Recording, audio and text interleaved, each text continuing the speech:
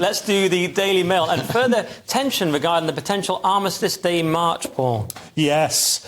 So ministers warn pro-Palestine march on Armistice Day could trigger violence and a wave of anti-Semitism as they up pressure on police to cancel Gaza event in London and home. Now, let's just say it up. I mean, I don't think it's a good idea, but it's going to happen. It should happen. We have the right to protest. You know, it creates a right paradox for all of us here because, you know, we're all free speech advocates. Some of us are even free speech absolutists. So it would be kind of ironic if we were to counter this in some way. So if it is going to go ahead, I mean, yeah, I'll leave that up for debate, to be honest. I do believe it would be ironic. But so therefore it is going to happen. So I think the best thing we can do is not react. I mean, I said this the other night. A lot of people that could react to this and feel passionate about this, and believe me, I do too, are watching this channel and probably watching this channel now. If you are going onto the streets of London next weekend with the sole aim of reacting to people walking past the cenotaph in some way, then we are going to lose the battle. We are going to lose the battle. The best thing that we can do is let it happen. Now, that could mean damage to the cenotaph, and I don't actually think it will go that far. But let's say it does, that would expose the other side. Are you talking about sort of Pearl Harbor approach? I just think that, do you know what? If we go, what's the worst thing going to happen here? Chaps covered in the Union Jack fighting pro-Palestinian protesters. Yeah. That is the absolute worst thing that can happen. So I think we step back and we let it happen. I know that's difficult. I know it's difficult in this time, but I think that's the only way to win. I agree, because they'll be framed as the enemy. We already saw the other day they were being told off for having flags on the barriers. You're not allowed to have your flag on the barrier. Then they said, well, what about all the people with the Palestinian flags? They said, well, there's far too many of them. We're like, OK, the police actually admitted that. Or it was the Met or one of these police groups. So, but I've got a different point to yours.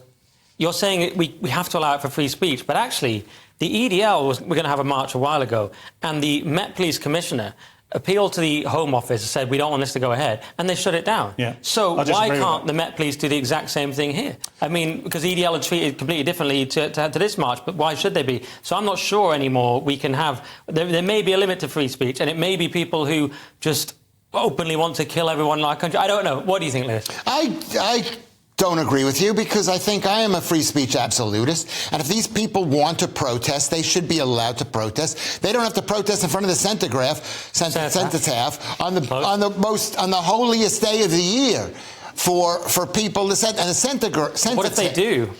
What if they do? They should be. If they say they're going to, that the roads should be blocked off to prevent them from doing it, and then they should be arrested. I mean, we're all aware that they have said the route will not go past the cenotaph. We're all aware of that.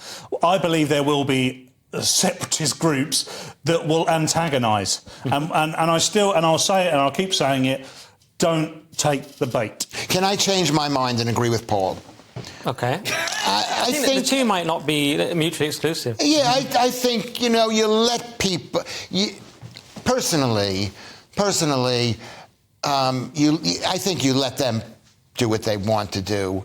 And I think people are seeing it. From what I can tell, enough people are seeing it. This is like the Pearl Harbor moment. It's going to be the most protected monument in London next weekend. So I don't think we have to worry about it getting damaged. I'm wondering these days, I have to say, maybe, I mean, I'm meant to be like a free speech absolutist, but I'm wondering these days if free speech depends on certain shared cultural assumptions that we just don't have anymore and that we just couldn't have predicted. Well, that's called decency and tolerance, and that went in about 98, I think. Yeah, no, we don't have it anymore, so we're not equipped, as you said, for the new threat. So I do wonder about, and it is a paradox, as you said, how do we enforce liberal Western values, and the paradox of enforcing our values? Well, that's implying that Britain has liberal Western values and believes in those values, and it doesn't seem like the British people or the Americans are even believing it. Many don't anymore. That's also a problem.